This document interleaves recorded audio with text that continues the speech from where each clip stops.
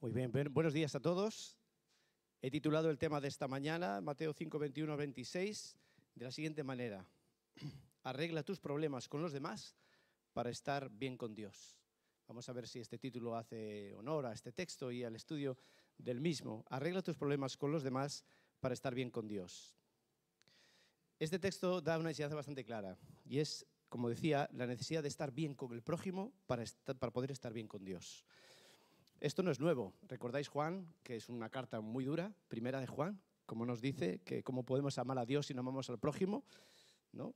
El que dice que ama a Dios pero aborrece al hermano es mentiroso. Es un texto súper radical, ¿no? Muy duro. Recuerdo cuando era adolescente en la iglesia en la que me crié, una mujer que decía... era una mujer que había tenido problemas con su familia. Yo creo que era algo de herencia, pero no sé con detalle. Y decía, yo a tal persona no le perdono, pero yo estoy tranquila porque estoy bien con el Señor. Qué contradicción. No sé si alguien cree que puede pensar así, pero eso es una contradicción. Si no perdonas a alguien, si no estás bien con el prójimo, difícilmente puedes estar bien con Dios. Y la verdad que no hay nada mejor que estar en paz con la gente, ¿verdad? Cuando tienes un conflicto y se resuelve, qué bien te sientes estar en paz. Os voy a contar una anécdota mía que he titulado El día que vi un puño más cerca de mi cara. Porque es verdad, ha sido la vez que vi el puño más cerca. No me golpeó, pero casi. Esto fue hace unos años que el Skoda antiguo mío, que todavía sigue por ahí vivo, ¿no? Sheila y él siguen dándole aún todavía vida, pero ya tiene más de 500.000 kilómetros, ¿no? Y entonces el techo, pues el tapizado, ¿sabéis? Cuando lleva mucho tiempo los coches se va estropeando, se cae. Entonces fuimos a un lugar para repararlo y me lo repararon. El techo quedó muy bien tapizado, pero pues el tapicero rompió una pieza en un lateral de plástico que hay, una pieza sencilla. Entonces cuando yo me lo llevé no lo vi, pero luego lo vi, le llamé y le dije, mira, que hemos descubierto que hay una pieza que se rompió en este labor que has hecho y tal. Bueno, pues vale, pues ven por aquí, ya lo veremos. Y bueno, al principio parece que tenía voluntad de repararlo, pero luego empezó a poner excusas, pero eso seguro que estaba roto antes de que tú hubieses venido aquí a hacer esto. Y dije, hombre, yo te aseguro que no, que eso estaba bien, en condiciones. Bueno, dale. Entonces me fue dando largas y pasaron semanas. Y de vez en cuando llamaba, oye, ¿has conseguido la pieza? ¿Me puedes hacer esta reparación? Y daba largas y largas hasta un día que entonces dijo, venga, nos vemos allí en la Skoda que estaba antigua allí en la carretera de Ricardo Mella, si recordáis, saliendo hacia Bayona. Y entonces allí nos encontramos. Ya su cara no era una cara muy agradable, ¿no? Diciendo, este tío me está aquí, me molesta, me tengo que perder de trabajo para venir aquí a montarle esta pieza. Y bueno, pues entonces empezó a montarla con esa cara, pero empezó a refunfuñar y ahí os tengo que decir que mi nivel de enojo y de rabia empezó a crecer, diciendo, esta gente que molesta tanto, que no sé qué, que me hace venir aquí para poner esto, porque seguro, volvió otra vez, porque seguro que esta pieza estaba rota antes de que yo lo hubiera arreglado esta tapicería. Y entonces yo le dije, mire, perdone, pero ya le he dejado claro que esa pieza no estaba rota antes y mire, me parece que la forma en cómo usted está trabajando no me parece, y ahí va el lingote de oro, no me parece una persona honrada. La ira de este hombre se disparó de 0 a 100, me miró, dijo por la boca varias cosas que prefiero no repetir, pero me han quedado grabadas, me miró con mucho odio. Y el puño estuvo aquí. Sinceramente, ya os digo, es la primera vez que veo un puño aquí y yo en milésimas de segundo diciendo, ¿qué hago? Escapo corriendo, me preparo para defenderme, no valía la pena, era un hombre bastante grandullón. Señor, ¿qué haré? Mi corazón latiendo fuerte, hay testigos, no está mal, estábamos en un taller, había más gente, pero es que no me golpee, porque si me golpea, Dios mío, tengo que ir a denunciar, una denuncia, un rollo en los juzgados, Señor, qué lío, ¿no? Bueno, gracias a Dios este hombre estuvo ahí a puntito, diciendo barbaridades por su boca, se dio media vuelta y se fue, tiró la pieza, tiró todo y se largó, ¿no? Y me dejó así.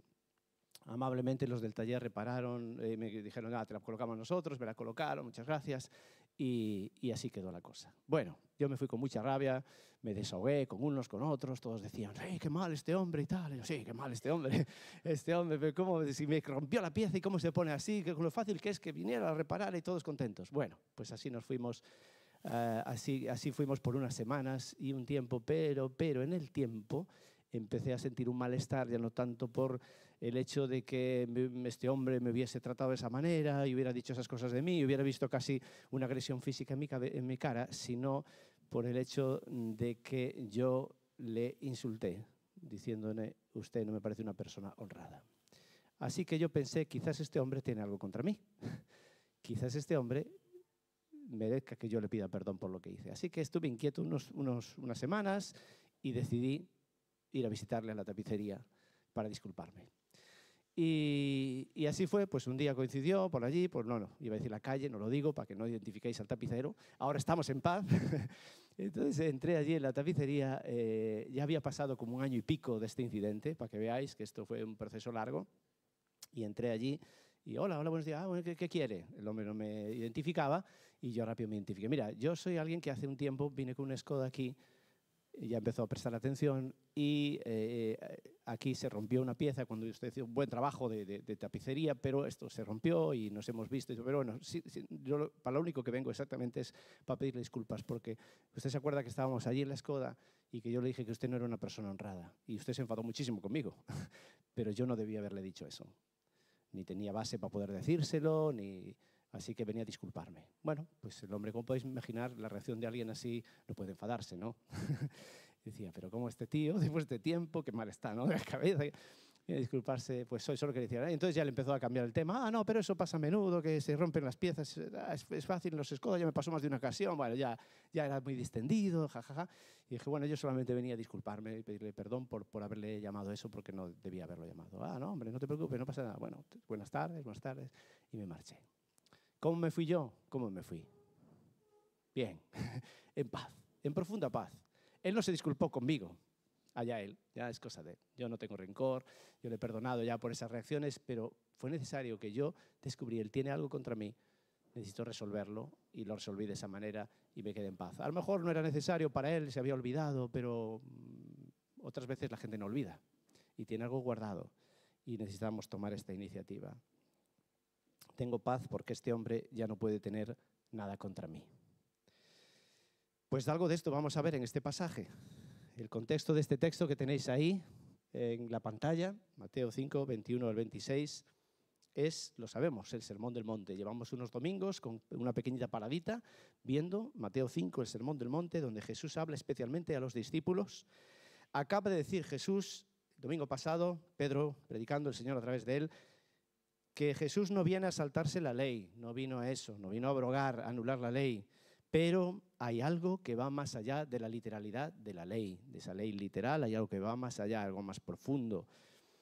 Y las demandas, lo decía Abel esta mañana también, las demandas de la ley de Dios son tan altas que queda en evidencia que nadie puede cumplirlas. Eso estamos todos de acuerdo, ni siquiera la élite religiosa, los escribas y fariseos, ni siquiera ellos, que podían ser los vistos como más cumplidores de la ley, podían dar la talla para estar bien con Dios o salvarse porque no eran capaces de cumplirla 100%. Entonces, a continuación, lo que va a hacer el evangelista, tomando palabras de Jesús, se va a evidenciar el pecado que hay en todos y lo lejos que estamos de satisfacer a Dios portándonos bien, aunque lo intentamos, queriendo cumplir la ley.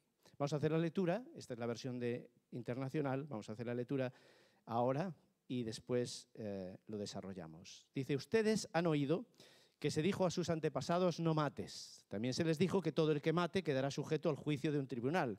Pero yo digo que todo el que se enoje con su hermano quedará sujeto al juicio del tribunal. Es más, cualquiera que insulte a su hermano quedará sujeto al juicio del consejo. Y cualquiera que le diga insensato quedará sujeto al fuego del infierno.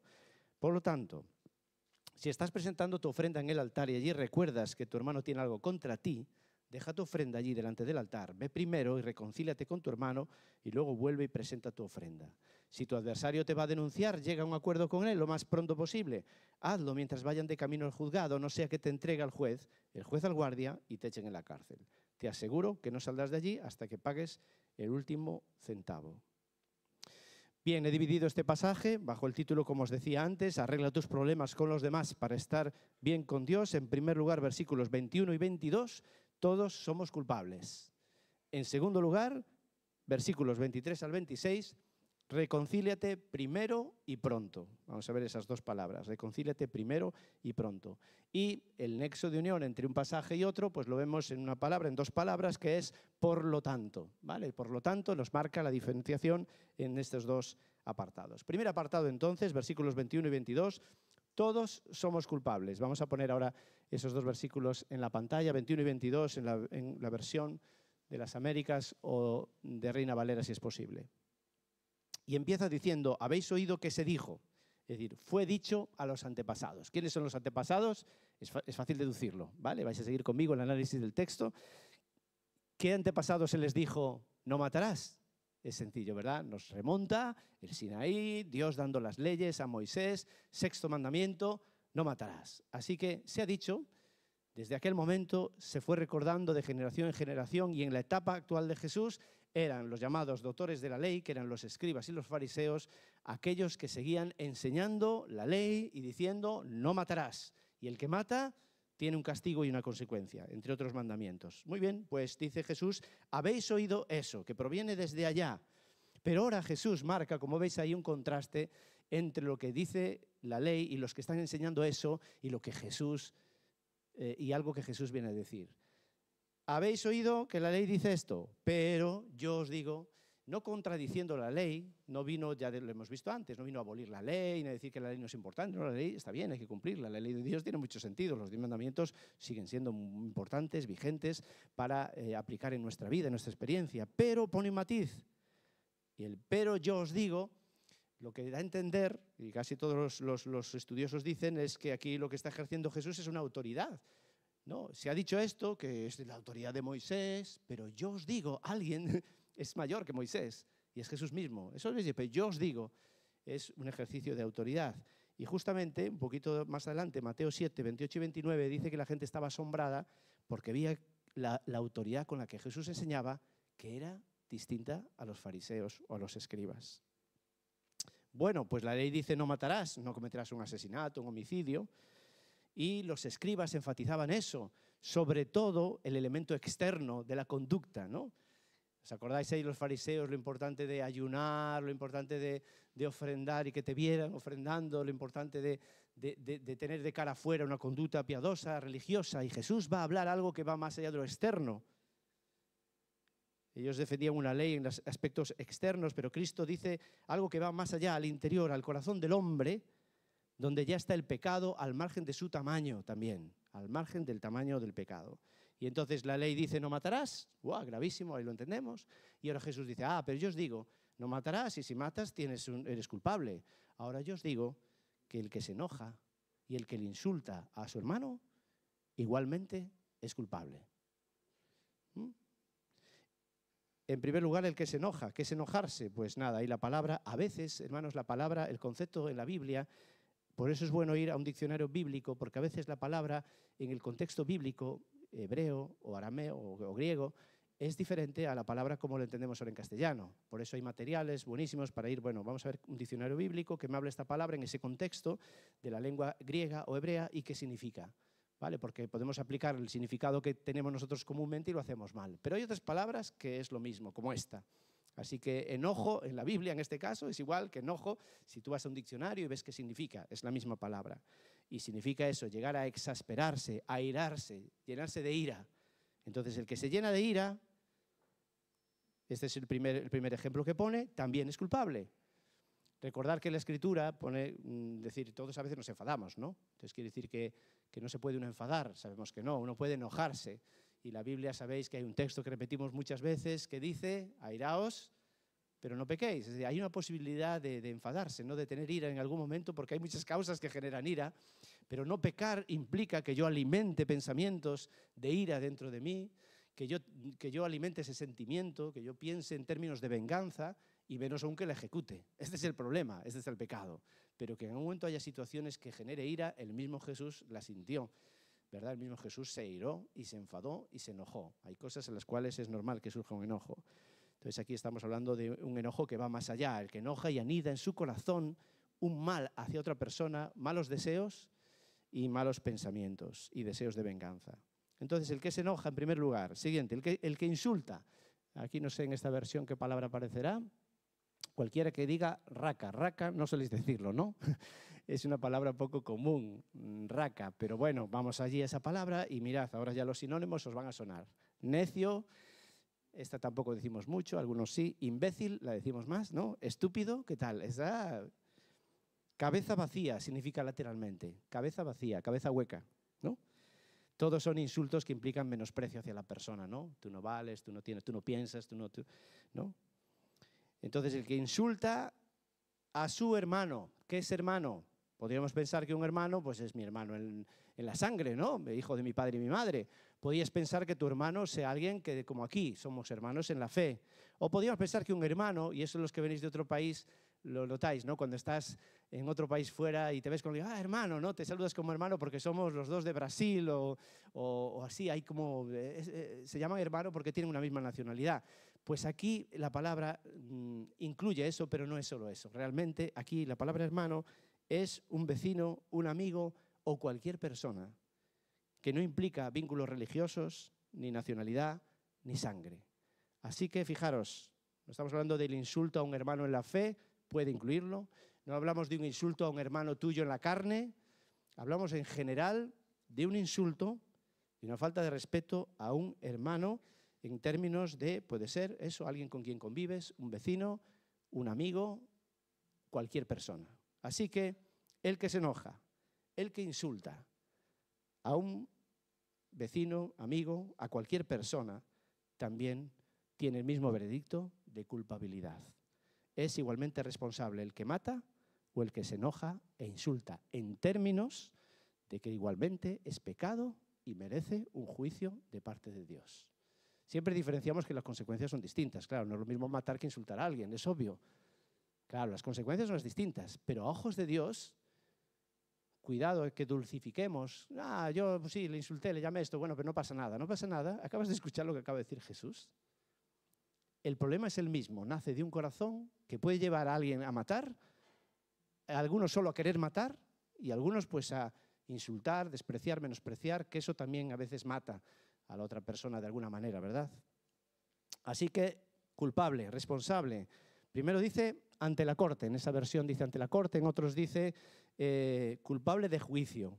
Ese primera corte parece que hace referencia a un gobierno más local, o sea, es culpable primero para ser juzgado en un nivel más local y luego ya dice ante la Corte Suprema, el concilio, que esto en aquellos términos recordáis que se refiere al Sanedrín, que era el consejo así superior de los judíos, ¿no? Los mandamás dentro del consejo judío, que era el Sanedrín, o sea que ya llega allí en última instancia. Y finalmente el castigo final es el más fuerte que hay. Llegamos, seguimos leyendo, esto como va increciendo, ¿os dais cuenta? Primero, a ver, si insultas esto, primero gobierno local, pero si insultas esto, que implica ya un menosprecio mayor, y ya finalmente será reo del infierno de fuego. Será reo. Reo significa que quedará expuesto, que es responsable, que es merecedor de...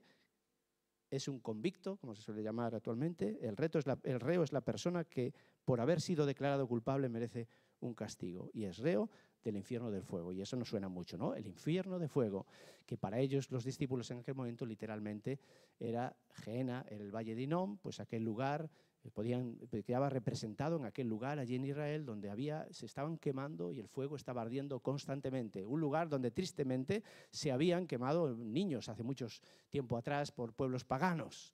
Pero en la actualidad, en aquel momento en que Jesús está, era un lugar donde allí había un fuego que no terminaba nunca. Y era el símbolo que se utiliza para hablar del infierno, el destino final.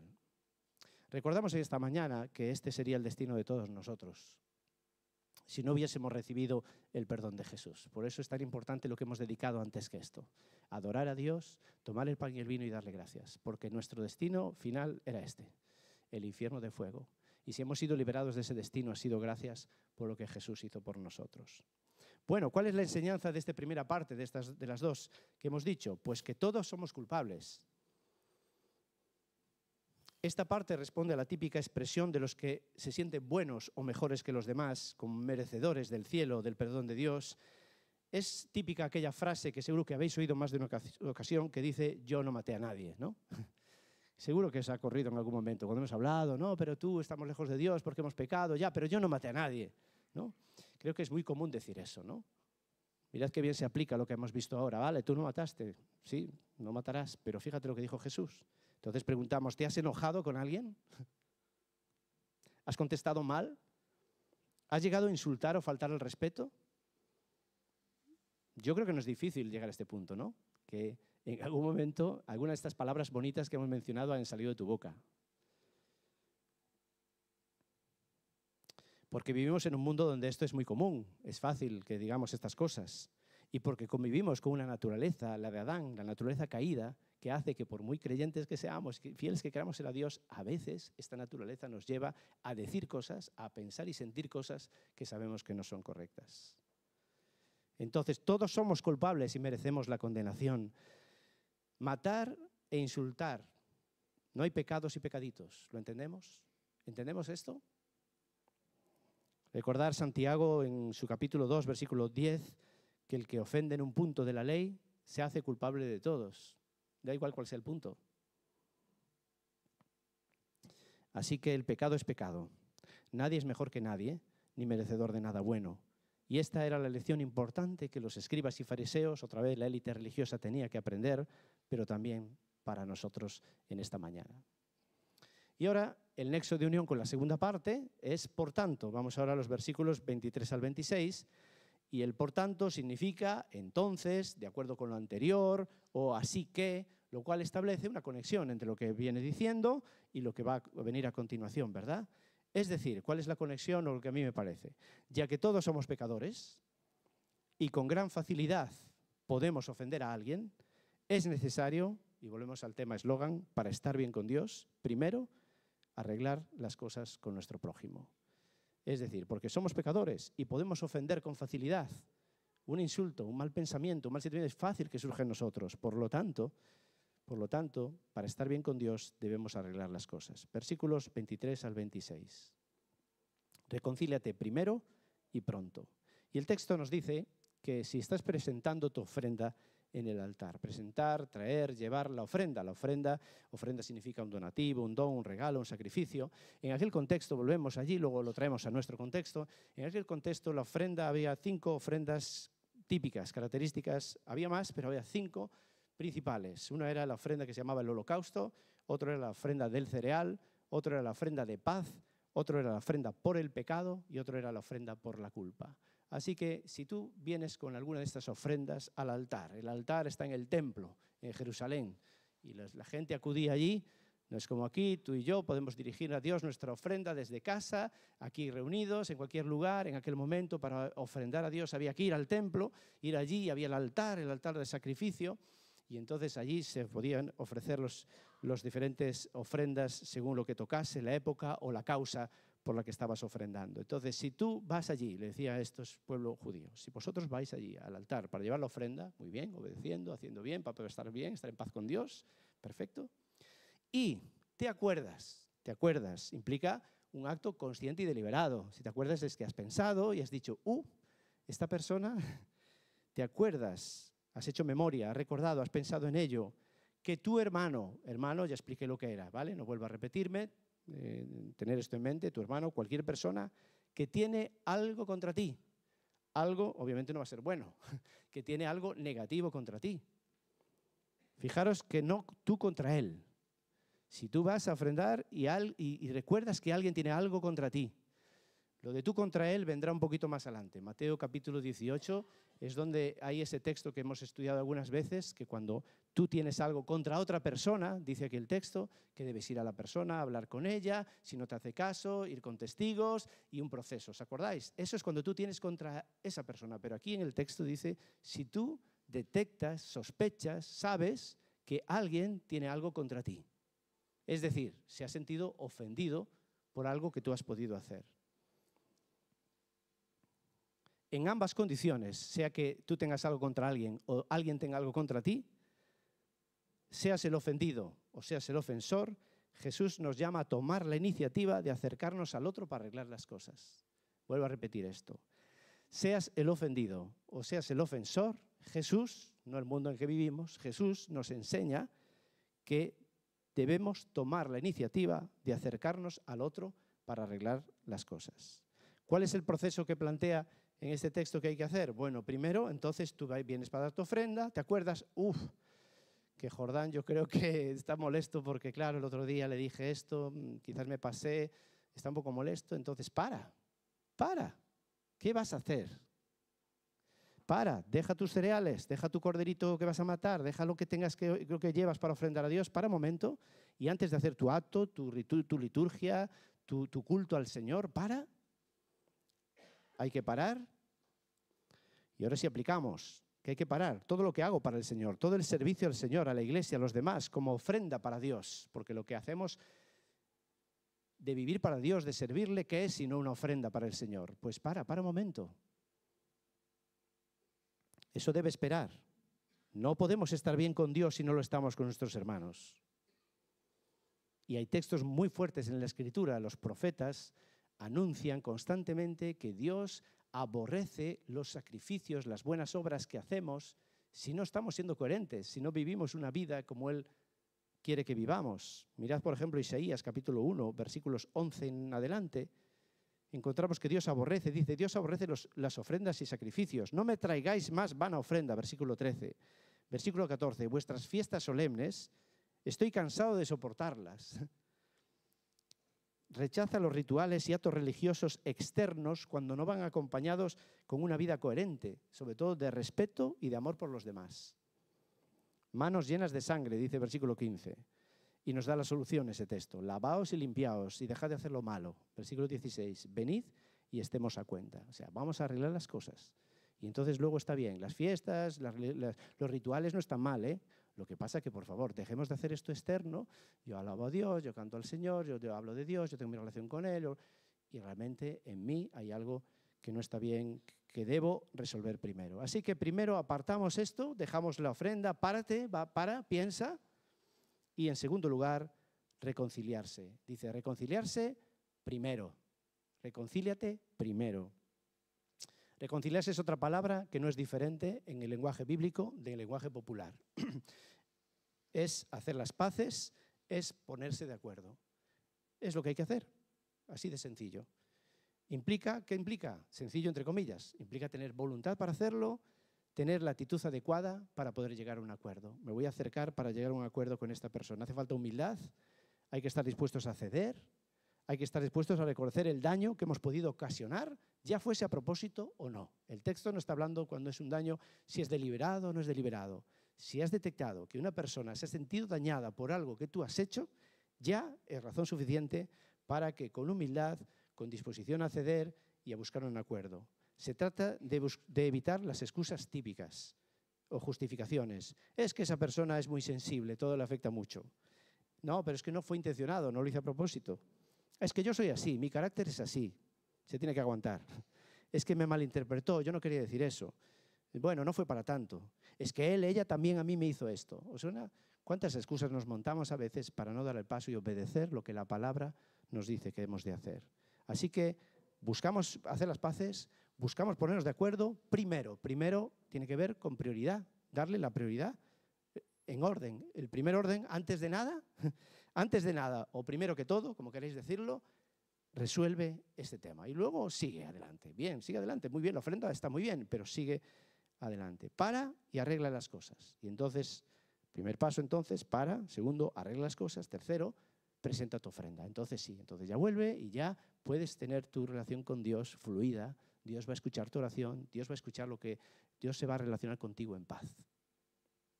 Presentar la ofrenda. Ya podemos traer, ofrecer, rendir la ofrenda al Señor. Las consecuencias de presentar la ofrenda sin reconciliarse primero es que uno va a ser llevado al juicio, en aquel caso, en aquel contexto. Si tú no resuelves las cosas, pues se llevaría a un juicio, ya se ha dicho, primero un gobierno más local, un gobierno más de nivel más alto, habrá un veredicto de culpabilidad con la pena que corresponda, ahí menciona una pena de cárcel y una deuda que tendrás que pagar, en términos nuestros, hasta el último céntimo, ¿no? Que la multa, lo que tengas que pagar. En nuestro caso podría implicar a veces, en algún daño que hemos hecho a alguien, tener que ir a un juzgado, ¿no? Y tener que restituir esa deuda. Puede ser, pero principalmente lo que estamos viendo es que el estar mal con alguien, el que alguien esté mal contigo, afecta a nuestra relación personal con Dios. Ya no es tanto lo que podamos tener que pagar, que ojalá no haya que llegar a los tribunales, es muy penoso que creyentes lleguen a los tribunales, ¿no?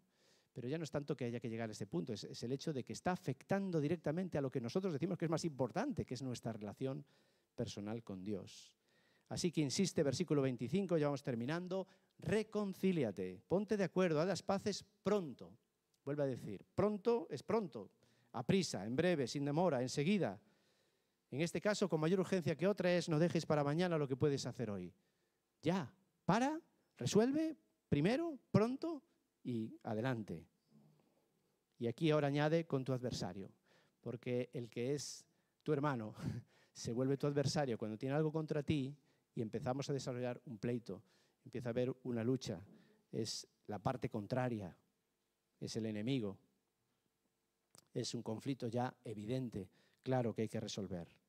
Entonces dice, mientras vas por el camino, ¿camino a dónde? Pues camino al juicio. Es decir, si ya se ha convertido, ese problema que tienes con ese hermano, esa persona, cualquier persona, te lleva de camino al juicio, antes resuélvelo. Esto es una cosa que se hace hoy en día también, ¿verdad? Los abogados se ponen de acuerdo, intentan ponerse de acuerdo antes de que se celebre el juicio. Se intentan poner de acuerdo los minutos antes de entrar a la sala del juicio y a veces se resuelve y es fenomenal. Primero porque se ahorra tiempo y segundo porque se ha conseguido cierta armonía, cierto acuerdo. Otras veces no, hay que entrar a la sala y el juez es el que tiene que dictar. Pero a veces se resuelve antes, ¿no? En casos de separación muchas veces, por la custodia de los hijos o el dinero que hay que pagar, todo esto, pues algunos son capaces previamente, sin llegar a ese punto, de llegar a un acuerdo y resolverlo. Así que cuando vas de camino intenta resolverlo antes, porque si no, obviamente el juez al final dictará el veredicto y si tú has hecho un daño al otro, vendrá un correspondiente castigo y el funcionario que le corresponda, el alguacil, te llevará para cumplir la condena. Versículo 26. Bueno, vamos a seguir aterrizando para terminar en nuestras vidas, en nuestra experiencia. Yo te pregunto, porque igual ya algo en ti se está moviendo, ¿no? ¿Cómo te está tocando o hablando ese mensaje a ti en esta mañana? ¿Tú puedes pensar en alguien que tenga algo contra ti? ¿Es capaz, ha pasado algún nombre por tu cabeza de alguna persona? Puede ser de estos días, puede ser de hace meses o de hace años. ¿Hay alguien que todavía tú en tu cabeza está que pienses que puede tener algo contra ti? ¿Hay alguien que está molesto contigo? ¿Hay alguien que le cuesta saludarte, que te evita, que se siente ofendido, ofendida por algo que has dicho, que has hecho o que has dejado de hacer a veces? ¿Eres consciente de eso? ¿Puedes tener a alguien en mente que encaja dentro de este perfil? La lección de hoy es clara. Mientras no arreglamos las cosas, no podemos estar bien con Dios. Nuestro servicio a Él, nuestra ofrenda. ¿Qué tipo de ofrenda hay hoy? Hoy no traemos aquí el cereal, ni tenemos que ir a ningún templo para ello, menos mal, ¿no? Que eso ya no es necesario. Pero ¿cómo ofrendamos a Dios? Pues ya sea una ofrenda de adoración, una ofrenda de dinero también, nuestras donaciones puede ser, una ofrenda de servicio, yo pongo mi vida al servicio, yo sirvo a Dios, una ofrenda de vida, porque es lo que nos pide hoy Dios. No pide que hagamos cosas, sino que entreguemos nuestra propia vida. Entonces, este servicio, esta entrega, no será bien recibida hasta que estemos reconciliados, hasta que nos pongamos de acuerdo con nuestro hermano, con el concepto que he explicado, cualquier persona. Recordando también que, lógicamente, lo que se nos pide, y esto no lo dice este texto, pero lo dicen otros, que podemos hacer lo que está de nuestra mano, no lo que no está de nuestra mano. Como dice Romanos 12:18, que he comentado muchas veces, si es posible, en cuanto dependa de vosotros, estad en paz con todos los hombres. Es decir, que a veces no es posible. Pero si es posible, lo que está de tu mano, que tengas la conciencia tranquila de que has intentado resolver con esa persona, disculparte, pedirle perdón, restituir el daño que le has podido ocasionar. En cuanto dependa de ti, haberlo intentado. Así que, queridos hermanos, hermanas, todos somos culpables. Fácilmente nos hacemos daño y fácilmente dañamos a otros. Nos hacen daño y dañamos a otros. Jesús enseña que hay muchas maneras de matar, lo hemos visto hoy. No pongamos excusas ni miremos para otro lado. Hoy mismo, al acabar la reunión, al llegar a tu casa, si el Señor ha puesto a una o más personas en tu cabeza, han pasado algún nombre por tu cabeza, un amigo, un vecino, un familiar, cualquier persona, un compañero de trabajo, un hermano en la fe, cualquier persona lo ha puesto en tu cabeza, busca cuanto antes reconciliarte con él o con ella. Ponte de acuerdo, haz las paces y tendrás libertad para servir y para vivir para Dios, para presentar tu vida, mi vida, como una ofrenda para el Señor, como la palabra nos dice. No olvidemos, es necesario arreglar nuestros problemas con los demás para estar bien con Dios.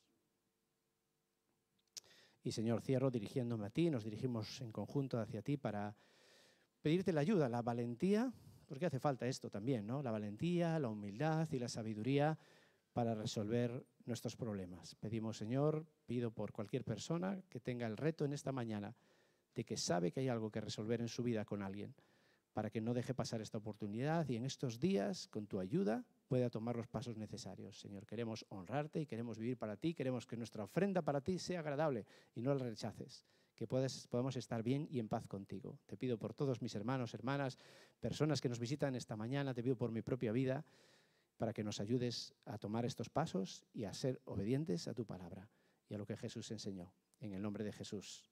Amén. Muy bien, pues ánimo hermanos con este reto esta mañana y ahora nos tomamos el cafecito y nos saludamos también unos a otros.